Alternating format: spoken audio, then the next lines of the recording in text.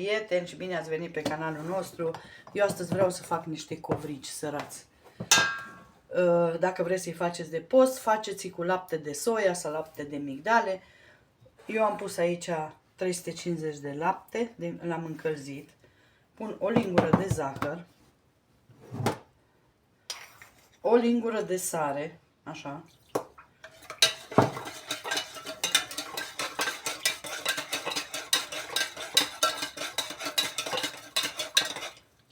Punem un pliculeț de 7 grame de drojdie, deci 650 de grame de făină. Vă mai repet rețeta. 650 de grame de făină, 350 de mililitri de lapte, o lingură de sare, o lingură de zahăr și cam vreo 3 linguri de ulei. Dar uleiul îl punem după aia. Acum punem peste aluat, peste făină și îi dăm frământare. Uitați că acum la frământare o să opresc mixerul ca să nu mai deranjeze lumea. Punem uleiul. 2, 3 și mai frământăm puțin.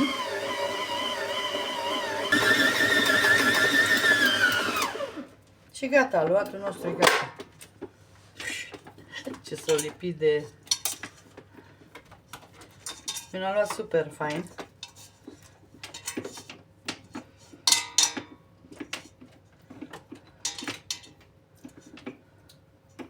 Așa. Hai să îmi opresc cuptorul că i-am dat drumul să încălzească, că o să-l pun la dospit acolo. Uitați ce fain i-am luat. Vedeți? Acum eu un puțin cu ulei vasul și îl las aici la dospit.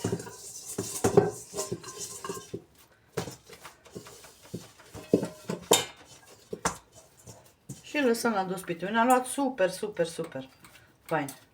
Și îl lăsăm numai bine la dospit. Așa. Punem, eu ca de obicei, cum pun eu punga mea de nylon, că îmi place că mai repede îmi dospește. Și lăsăm, puteți să lăsați până la o oră. Acum și mai mult, dacă nu aveți timp să vă ocupați de el, că nu se întâmplă absolut nimic. Nu se întâmplă. Și o să revin după ce dospește să vă arăt mai departe. Haideți, dragile mele, să vă arăt. Am învățat jumătate de oră. Acum mă scuzați că aparatul de cafea e pus pe decalcifiere și pe... îl auziți că merge.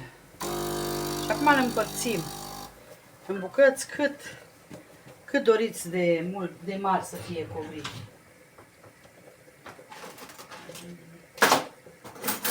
Asta de tăiat. Și îl mai lăsăm pe masa de lucru la crescut puțin.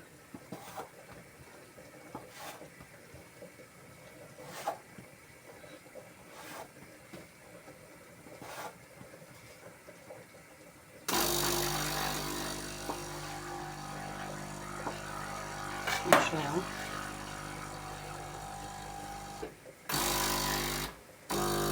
Își face damblaua acum.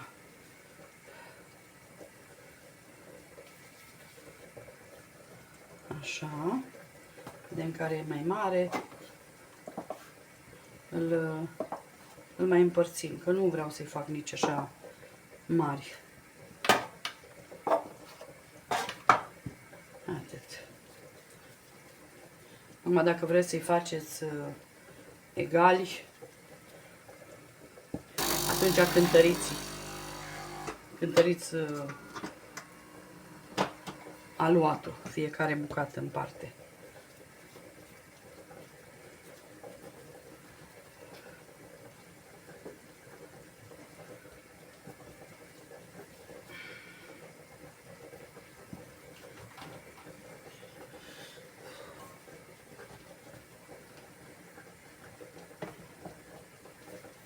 Așa, și mai lăsăm aici la crescut. Normal cam 12-13, cam așa făceam eu.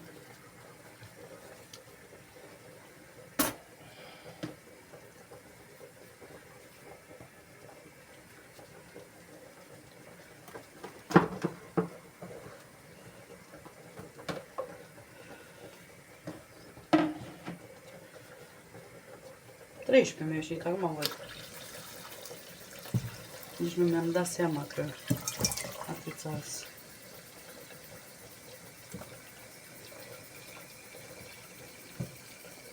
Mai iau din care mai să fac și pe ăsta.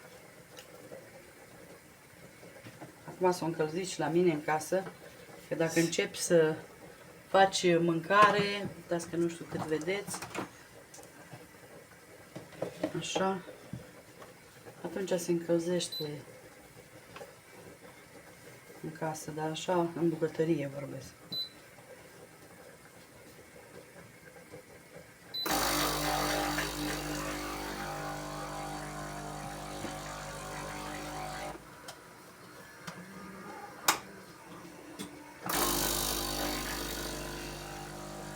L-am luat foarte bine să lucră cu el. Așa. Acum pun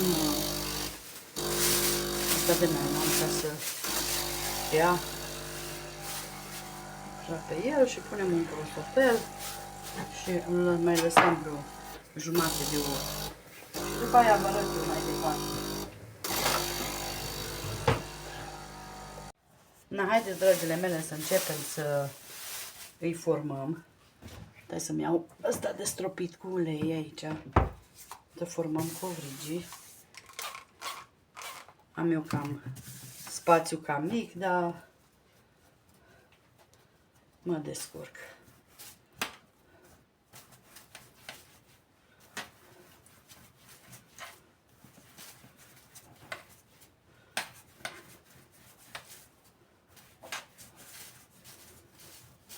Acum îi întindeți sau faceți, după cum v-am spus, cât doriți de mari.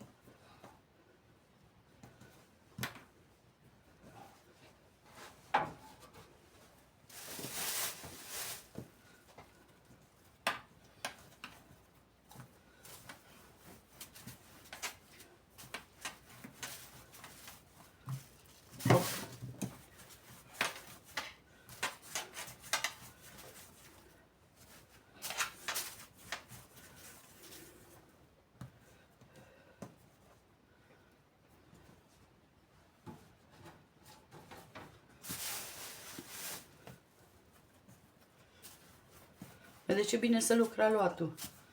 Că eu l-am făcut, am uns odată cu ulei și deci nu-i așa lipicios. Asta vreau să spun.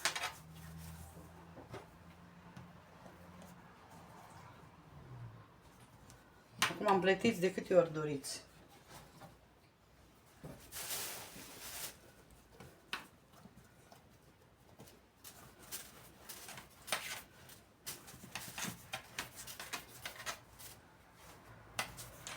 Mai aveți, cred că la mine pe pagină.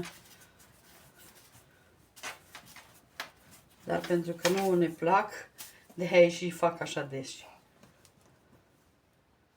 Nu ne plac mult. O să-i pun eu în două tăvi, că una nu merge. Adică e prea înghesuiesc. Înghesuiesc.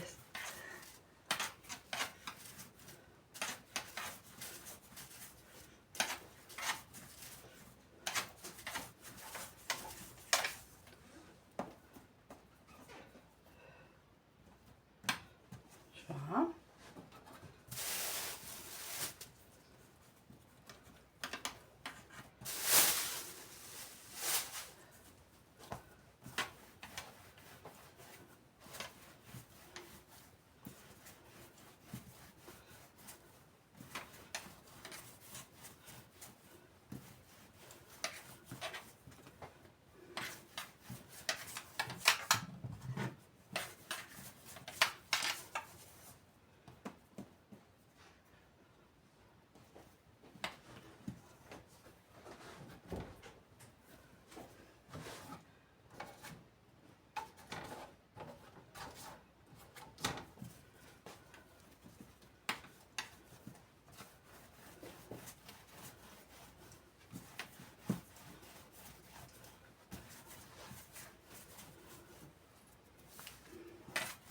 Ăștia este exact covrigii de la brutărie, dacă știți. Când îi luați așa cu sare pe ei, o să fac eu topping-ul de, nu știu ce e aici, de sare.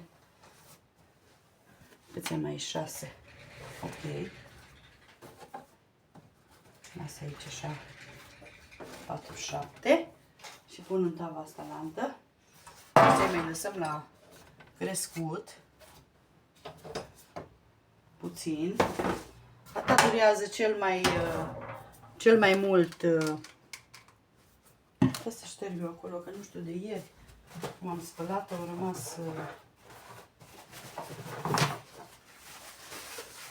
rămas puțină apă. Nu s-a uscat. Așa.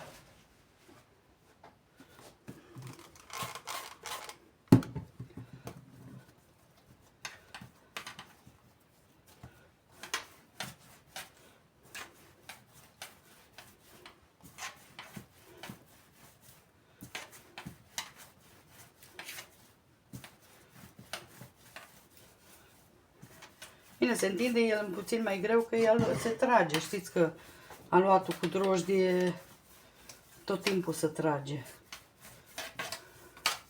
Ați văzut și la cozonaci când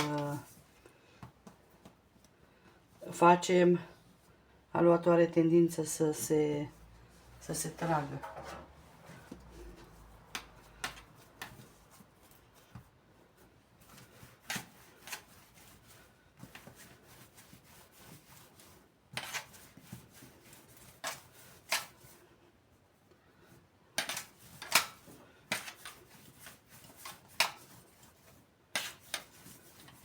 La mie mi-e plac, la noi este o brutărie sârbească aici. Și de câte ori mergea Costel să cumpere ceva din centru, îl rugam să-mi cumpere covrici. Dar nu totdeauna, de aia am zis, mai bine îmi fac eu acasă, că nu totdeauna, dacă lua 4 bucăți, unul trebuia să fie mai vechi. Și de aia mă enerva. Și am zis, dar ce nu pot să-mi fac eu? Și atunci știu că îl mănânc proaspăt. Dacă îl mănânc vechi, îl mănânc de mine făcut, nu de brutărie. Vezi? Și aia mă enerva.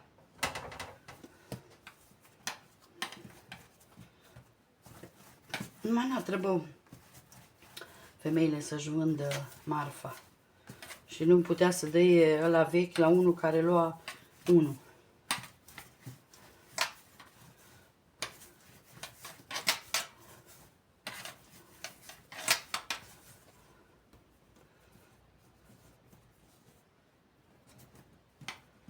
Ce fain să iasă.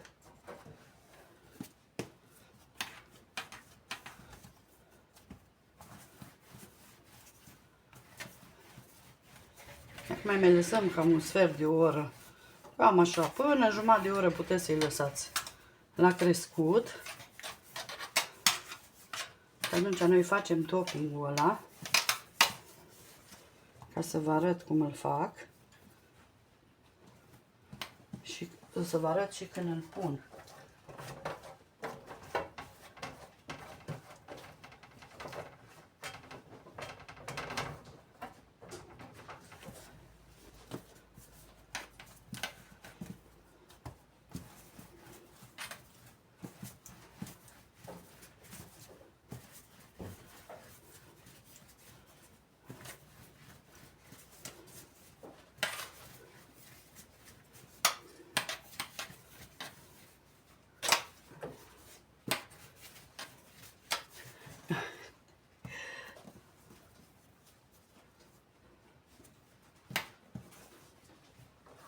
Așa. Și acum lăsăm la crescut.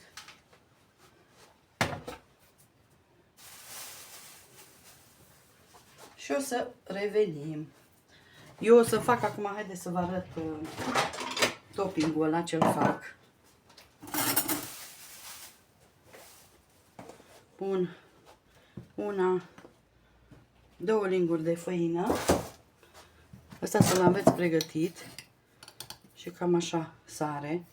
Acum eu am sare din asta mare, puteți să puneți sare mai, dacă aveți din aia măruntă, atunci puneți mai multă. Dar eu pun cu asta mare și acum punem apă. Cât să facem un aluat de clătite așa mai gros.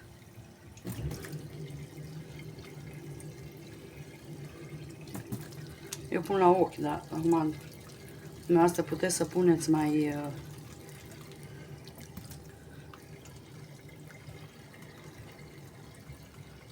Sarea asta e de gustul.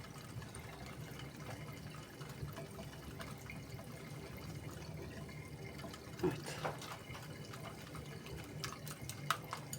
Și dacă vi se pare prea gros când faceți, când puneți pe ei, mai puneți puțină apă dacă se îngroașă cât stă.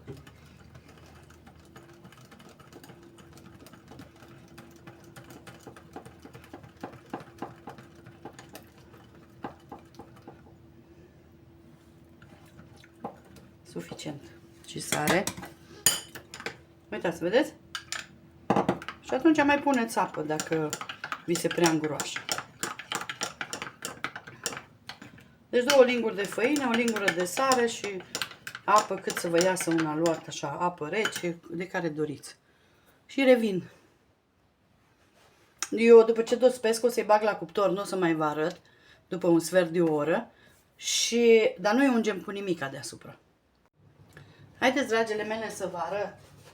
După 15 minute de copt, luăm taua, luăm amestecul ăsta de sare.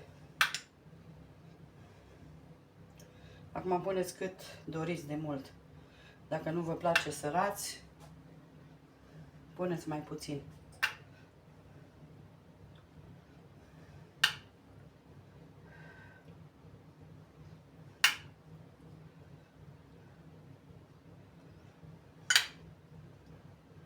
Acum eu i-am făcut mai mici, ca să-mi iasă mai mulți, dar puteți să faceți mai mari. Cum vă plac? Eu v-am dat, vă las rețeta mea. Acum, numai bine ne ajunge și pentru tava aia lantă.